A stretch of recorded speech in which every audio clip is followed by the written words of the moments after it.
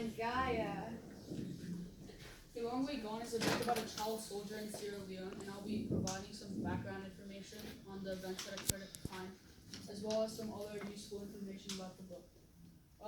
During the time, there was many child soldiers in Sierra Leone, and they had like a civil war, which had started when a group of rebels called the Revolutionary United Front wanted to change the government. The Civil War lasted 11 years, spanning all over the country, and it left over 50,000 people dead, and the government responded by sending the Sierra Leone army to help push rebels back. Both the rebels and the army needed more people to fight for them, so they both made the horrible decision of getting children to become soldiers. And throughout the many years of violence, it wasn't uncommon for there to be a lot of soldiers, and over a quarter of the people serving at the time were under the age of 18. And the government's method of recruiting children was also very cruel, and it made children forced into being overwhelmed by violence so that they become desensitized and they become mindless killing machines. And during their time as child soldiers, they also took a lot of drugs because they needed to suppress their guilt. And throughout the book, A Long Way Gone, the author Ishmael Beck discusses his experiences as a child soldier and talks about his point of view in all of the chaos that has occurred during this time. Here is Luke's rap that summarizes the events that happened in the book to help you guys get a better understanding of the events. Yeah, so although Ray went over the kind of background of what was happening in Sierra Leone at the time and what was happening to child soldiers as a whole, I'm going to go in depth about Ishmael's personal experiences and what he went through in the book. And I thought I would present this in a rap format because Ishmael has a strong affinity for American rappers like Biggie and Tupac, which I have a striking resemblance to. And here's my rap. Hey yo, y'all ain't ready for this. Y'all can handle this. Lukey G. Down some bars. Ishmael, Baya, Issa, Leia. He lived in a village called Mahjong when the rebels attacked. He said so long. Ishmael, Baya, Issa, Leia. He lived in a village called Mahjong when the rebels attacked. He said so long. While he and his family lived in harmony, a bunch of rebel insurgents had a meet. They wanted to overthrow the government. That's exactly what they did. They attacked Ishmael's village. He lost his family. He fled with a group of friends. Paid his son for his street. He bounced around from town to town, looking for his parents. He got him really down. On the way, his friend Sidon passed away. Then later, they found a man named Gesson. He told them that the things were all okay. It was a happy moment, I got to say. As they were walking to the village, the rebels came and began to pillage. They set the town on fire, shooting everyone. The situation was dire. As Ishmael and his friends ran from the scene, Gesson moved against food. He got rid with some lead, so he left the road for dead. Back on the road, the boys have nowhere to go. As a walker, he get captured by some soldiers. Showed he's granted asylum to a military town, but only if he agrees to mow some rebels down. He gets trained to be a soldier, learning the in and outs of his gun and holster. Then he enters his battle, and his friend will say it gets slaughtered like cattle. And after the whole experience, Ishmael seems quite radical. He aims his barrel and pulls the trigger, and he says, "So long, mate." And after that, he starts taking drugs to fill the void of his lack of love. Over time, he changes quite a bit. Now he loves clean burgers and picks his fit. After doing cocaine, smoking weed, and brown, he's falling into a dark abyss. Luckily for him, UNICEF steps in and take him to a rehabilitation center where they give him food, water, and a break from his rebel tormentors. That's where he finds his nurse Esther. He cares for her because she's nice.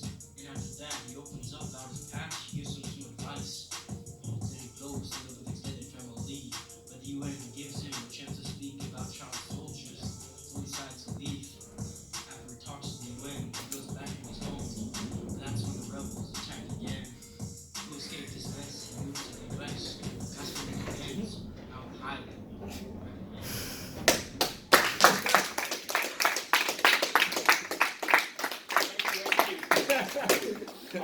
So that was my rap, and it was just a short summary of the events that occurred in the book. And now I will pass it over to Kaya.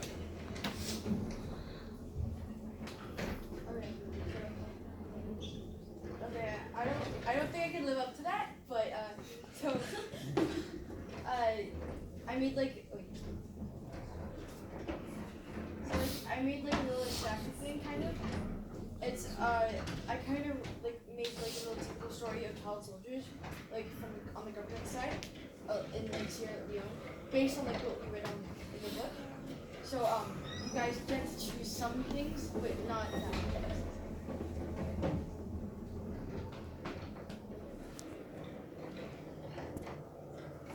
Okay, so when the war starts, you are a child under 18. You're living with both of your parents in Sierra Leone, and your family's pretty lower class.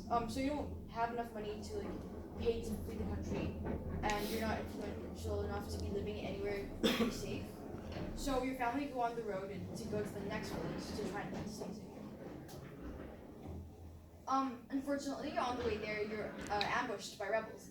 So you weren't found, you weren't taken because you hid it in like a bush on the side of the road. But your parents weren't fast enough. They were taken away, and you have no way of knowing where they went and what happened to them. So now you're alone without your parents, and you don't know where you are or what to do. Luckily, you were found by soldiers of the army. They brought you and a bunch of other stragglers that they found back to a village that they're using as a base. So you're temporarily safe there, but soon you have to make a choice. If you stay, you have to help them fight. So like you have to become a soldier as a child, and you have to fight people, and you have to kill people, or you're killed. Yeah, that's it. And the other choice, if you really don't want to become like a child soldier for the government, you can leave. But the thing is that you have close to zero chance of surviving if you leave the camp. Because rebels are everywhere, and leaving the camp means that you have a really high risk of encountering them. And if you do, then they will kill you on sight. So, make your choice. Stay. Next. Good job. So you're recruited in the army officially, and you get like maybe 3 days of training at most, and you practice with your weapon for like really little time. So you're not really familiar with everything you have at all. And now you're told that you have to go in a fight against the rebels the next day. So it's really dangerous, yeah. But then while you and the other soldiers and child soldiers are leaving, a senior soldier starts handing out white tablets to everyone. I wonder what that is. He says that it'll help you while fighting. So, do you take it? No. Yes. Yes. No. Yes. No. Yes. Okay. Yes. I'm addicted. Actually, yeah, you're addicted now. Yeah, that was cocaine. It'll be really bad for your health now. It's gonna be really bad for your health now if you survive long enough, like serious health implications to actually happen. And so you're intoxicated and you're about to like go into a fight, and not surprisingly, you're dead because you were shot in the middle of the fight because you were standing straight up because you had no idea what you were doing. There you go. That's like a typical life of a child soldier. If you didn't take it, you would die as well. Why?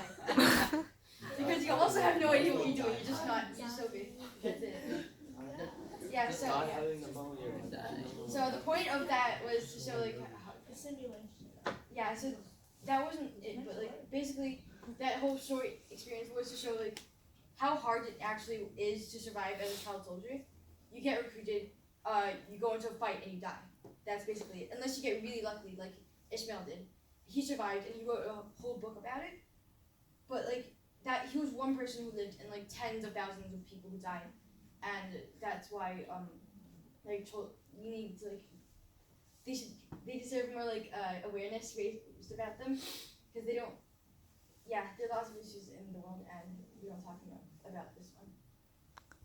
Okay, so basically, I have like two things. One of them will be like a connection to our entire theme, and the other one is kind of like I want to show like what goes on in like the mind of like Ishmael Bey, because he's gone through a lot of hardship. So I have a piano piece to represent like his mind during his entire life.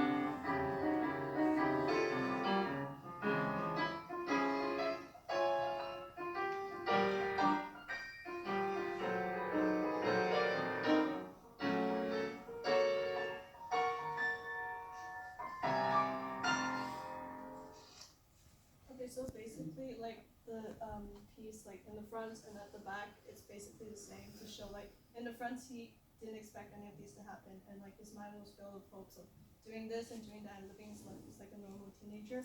And then at the end as well, because it was an autobiography and he's still living right now, and he's like alive and he didn't like die during the entire battle.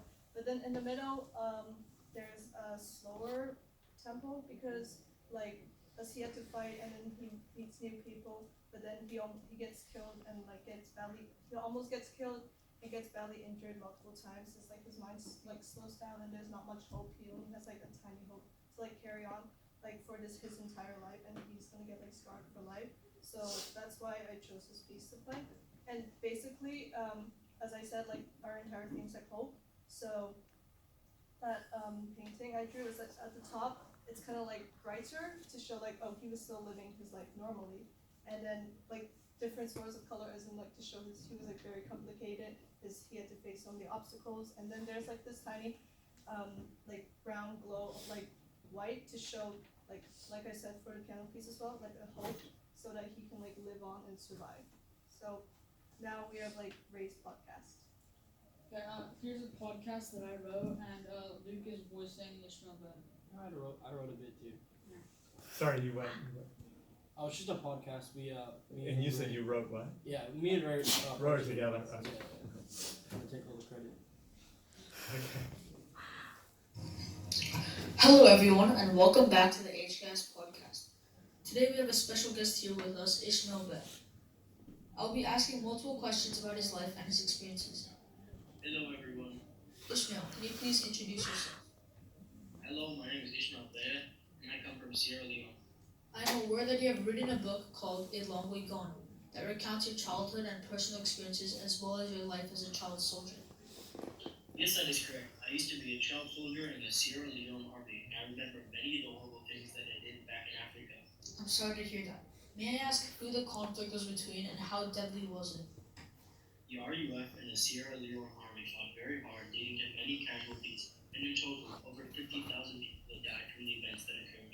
I've been informed that both the rebels and the army recruited many people throughout the war, and at one point they both decided they need to begin recruiting children as well.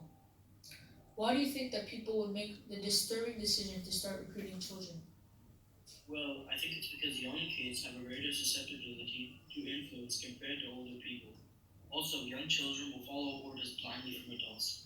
As a matter of fact, over a quarter of soldiers serving in the army at the time were under the age of 18. It's really shocking to me that people would be willing to put children in danger just to win a war. According to my sources, the government's method of recruiting soldiers was very cruel and malicious. Can you please talk about that? That is sadly true. Many children are forcibly abducted, tricked, or have no option but to join the military. Perhaps one of the cruelest things that I've heard about the war was when new recruits were forced into killing their families. Why do you think this happened? During the war, this happened quite often. The reasoning behind this was that children would become more heartless and desensitized to violence. This made them better and more obedient soldiers, which is what the RUF wanted. In your book, you talk quite a bit about the drug problem in the army. So could you please talk about the reason behind so much drug use? During my time as a soldier, the other soldiers and I took huge amounts of drugs on a daily basis, and we got so addicted that we couldn't even go for a few hours without it. Many of us used drugs as an escape from our lives, and we found that these drugs eased our guilt and pain from the atrocities we committed. I had visions of people I'd killed, but when I sniffed brown, they always went away momentarily. I understand that you've been through so much in your life, and nobody should have to experience that much horror in their childhood. This might be a topic that'd be hard for you to talk about, but if it is okay with you, I'd like to ask how you felt about your experiences, as well as how you feel now that this is all behind you. Sure, I'd be open to talk about that. I faced a lot of trauma in my life, but I refused to let it define me. When I was first inside the UNICEF camp, I did not trust anyone and was always angry. My staff there named Esther helped me open up about my past, which really benefited me. Esther helped me to learn to accept my past and move on from it. When I went to talk to the UN, I realized that I can use my past to help others that are in need. This really helped me because I found a new meaning in life. Now in the present day, I still get nightmares about my time as a soldier, and every day I feel a lot of grief for the ones I lost. However, being able to help those in need by telling my story makes me very happy and is my driving force to keep doing good. Wow, that took a lot of courage for you to say. Thank you for sharing your story today, and I'd like to thank you for all the work that you've done for the people, and I hope that you continue doing all that you can to help others. Ladies and gentlemen, that is the end of the show. Once again, I would like to thank our guest Ishmael Bear, and I'll see you guys next time in the next episode of HCast Podcast. Thank you for having me. Just to talk about that for a bit, the podcast. We based our answers off of things he said in interviews in the past. Because he's quite a public figure. He has a lot of interviews, and I think he might have done a TED talk, but he does a lot of talks. Like as you can see, he's doing some type of presentation right there, and so that's where we got our answers from. And that little mistake at the end was just a little editing mistake. So that was me and Ray voice acting, if you couldn't tell. It wasn't actually Ishmael Bear. Oh, okay. Thanks for pointing that out. Yeah. So basically, I just want to wrap up our entire presentation. So the theme we kind of decided on is more like empathy and hope towards these child soldiers. And so basically, like we said in the plot in the book, Ishmael Bey and his friends, they go through hardships, and including the process of being brainwashed by like the government and like death and like the soldiers' influence and training. And being brainwashed like caused them to experience after effects such as nightmares and like the urge to commit violence and to kill and to hurt. And basically also due to like the soldiers' influence, they became addicted to different kinds of drugs such as cocaine and weed and brown. And for like nowadays, adults would be unlucky to be exposed to these conditions, but we must remember that these are still like children under the age of 18. And as of 2008, there are around 120,000 child soldiers, and the number of an average of 5,000 boys are chosen to recruit to become child soldiers every 3 to 4 years, and they face this sad reality with no connection to the outside world, as in like they're trapped in their little bubble in West Africa, and the child there, they live with no chance to like enjoy normal life, and they live with no hope, and their lives aren't guaranteed survival. And we must remember that the child soldiers are still young kids that has innocence, and they're supposed to be enjoying school life like us and not forced to commit horrible actions. So So we want to show like even in hard times there are hope, and we hope that West Africa and all the child soldiers inside will eventually be free from this horrible prison and the recruiting of boys will cease. Thank you. Okay.